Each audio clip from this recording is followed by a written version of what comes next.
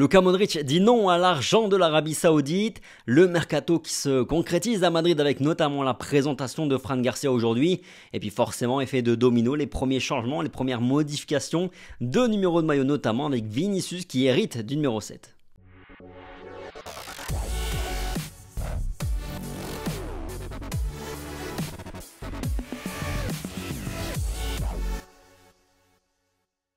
Bonjour à tous, j'espère que vous allez bien, ravi de vous retrouver aujourd'hui pour notre petite revue de presse quotidienne, en semaine en tout cas, et on va commencer sans plus tarder par du sportif et cette remontada historique réussie par les hommes de Raúl face au FC Barcelone lors des barrages pour l'accession à la Segunda, à la seconde division espagnole. Vaincu 4-2 à l'aller, les merengues ont mis 3-0 aux Catalans hier ce dimanche au stade Alfredo Di Stefano grâce à des buts de Todor, d'Iker Bravo et de Arribas dans les derniers instants de la rencontre. Un énorme succès qui va permettre au Real Madrid de jouer le barrage final. Ce sera contre Eldense pour accéder à la Segunda. Match aller le 17 juin et le match retour le 25 juin. L'aller est à Valdebebas. Par ailleurs, on a appris par la même occasion que Raúl va rester au Real Madrid, alors qu'on pouvait s'attendre à ce qu'il quitte le Castilla cet été pour aller se tester dans une équipe de Liga ou de Bundesliga ou pourquoi pas en Première Ligue. Eh bien non, et pour une raison simple je pense. Il attend que Carlo Ancelotti s'en aille l'été prochain pour prendre sa succession. De ce qu'on entend, il se sent prêt, lui, à occuper le banc de l'équipe première du Real Madrid. Il attend sa chance et moi, je pense que le Real Madrid, oui, va lui donner après Carlo Ancelotti. Sinon, on a de nouveau eu du bruit entre Luka Modric et l'Arabie Saoudite qui serait revenu à la charge avec une très grosse offre. On parle de 80 millions d'euros par saison et pendant 2 années. Le Croate aurait réfléchi à cette offre ces derniers jours et puis l'aurait finalement décliné selon plusieurs sources concordantes là cet après-midi. Comme je l'avais dit il y a quelques jours, ça aurait été très étonnant, surprenant de voir Luka Modric finalement quitter le Real Madrid cet été parce qu'on sait qu'il a déjà conclu son deal avec le Real Madrid pour prolonger d'une saison supplémentaire. En Allemagne, Bild a rapporté également que Kroos a été approché mais qu'il a décliné lui aussi. L'Allemand n'ira de toute façon pas dans un autre club après le Real Madrid. A priori, on sait que lui prendra directement sa retraite et donc on repart bien pour une saison supplémentaire avec nos deux vétérans pour The Last Dance a priori. Tous les deux devraient quitter le Real l'été prochain. Tiens, d'ailleurs, c'est la question que je vais vous poser aujourd'hui. Que pensez-vous de la prolongation de Kroos et de Modric pour une année supplémentaire? Est-ce que vous êtes content de les voir pour une dernière saison avec le Real Madrid? Ou est-ce que vous auriez préféré que l'un, voire les deux, quittent le Real Madrid dès cet été? Dites-moi un petit peu dans les commentaires et puis on en reparle évidemment demain. À ce propos, je vous avais sondé au sujet de Ferland Mendy lors de la dernière revue de presse et vous êtes majoritairement favorable à un départ, à une vente de Ferland Mendy cet été. Bon, vous en espériez 40 millions d'euros pour les plus optimistes, les plus gourmands, j'ai envie de dire. Mais on s'accorde globalement pour dire que 25-30 millions d'euros, ce serait déjà une belle vente pour le Real Madrid. Et je vous invite d'ailleurs à aller voir la vidéo que l'on a faite sur Fran Garcia et les défenseurs, le chantier des latéraux plus globalement du Real Madrid. C'est une vidéo qu'on a fait avec Rota ce week-end. Autre joueur qui va poursuivre son aventure avec le Real Madrid, Nacho Fernandez, qui a bien failli nous quitter cet été, il faut le dire.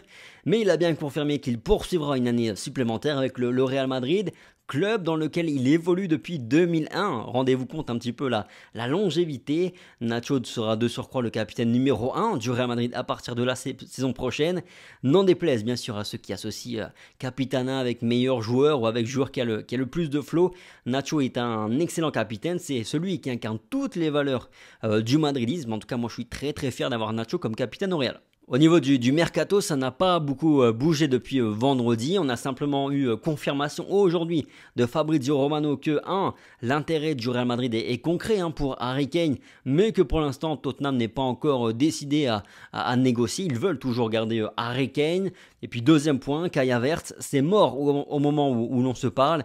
Ancelotti, oui, il l'apprécie, oui, il aimerait bien l'avoir, mais le Real Madrid n'a pas l'intention de mettre 60 millions d'euros sur lui. C'est beaucoup trop cher pour le moment et je suis d'accord parce que je pense pas qu'il vaut 60 millions d'euros. C'est pas un galactique, c'est pas un joueur qui va révolutionner l'effectif. Ensuite, Fran Garcia a été présenté ce lundi par le Real Madrid et je vous invite à aller sur real-france.fr pour voir un petit peu ses premières déclarations en tant que nouveau joueur du Real Madrid. Il portera le numéro 20, ancien numéro de Vinicius Junior, parce que oui, le Brésilien a lui hérité du numéro 7, c'est officiel.